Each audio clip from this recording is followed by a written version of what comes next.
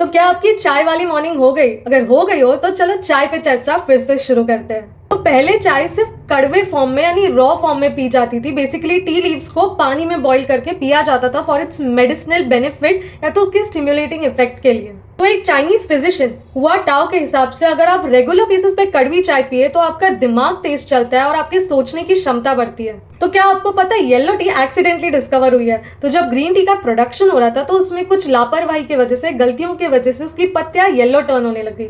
अब वो पत्तियां वेस्ट ना हो इसलिए उसकी चाय बना के देखी। तो जब चाय बना के देखी तो उसका फ्रेग्रेंस टेस्ट ग्रीन टी से थोड़ा अलग था और वो उन्हें अच्छा लगा और वहां से येलो टी भी सेल होना स्टार्ट हो गई। चाय का चस्का पूरी दुनिया को कैसे लगा?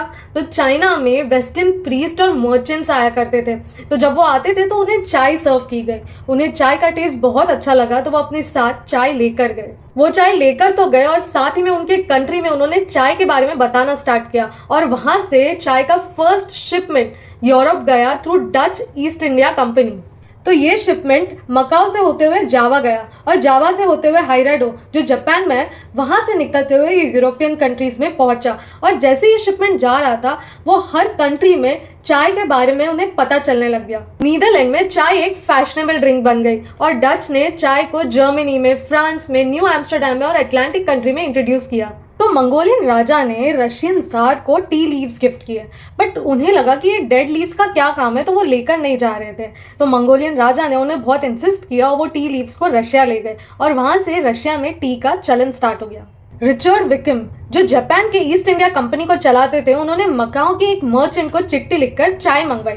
पीटर मुंडे जो एक ट्रैवलर और मर्चेंट थे, उन्होंने फुजियान में चाय के बारे में लिखा, चा only water with kind of herb boiled in it. फिर चाय कॉफी हाउस लंदन में बिकने लग गई और कैथरीन ऑफ ब्रिगेंजा अपनी चाय पीने की आदत शादी के बाद इंग्लिश कोर्ट तक ले गई। इंग्लिश ड्रिंकर्स ने ब्लैक टी में दूध और शक्कर डालना स्टार्ट कर दिया।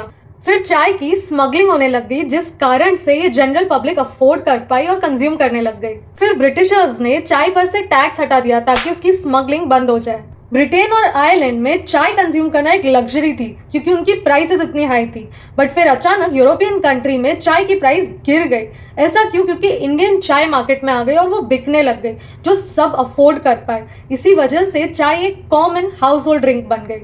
चाय की वजह से बहुत हिस्टोरिक इवेंट्स भी हुए जैसे the T act of 1773, Boston T party, और चाय की वजह से वॉर भी हुआ, दैट इज ओपीएम वॉर, जो एक बार नहीं 2 बार हुआ है। चाइना की मोनोपोली तोड़ने के लिए ब्रिटिशर्स ने इंडिया में चाय की खेती स्टार्ट की। इसी वजह से पूरी दुनिया आज चाय अफोर्ड कर पा रही है और श्रीलंका और बाकी बहुत सारे कंट्रीज में चाय को ब्रिटिशर्स ने इंट्रोड्यूस किया। Read the caption for more such interesting information and hope you like this video and let me know in the comment section आपने कितने टाइप की चाय ट्राई की है।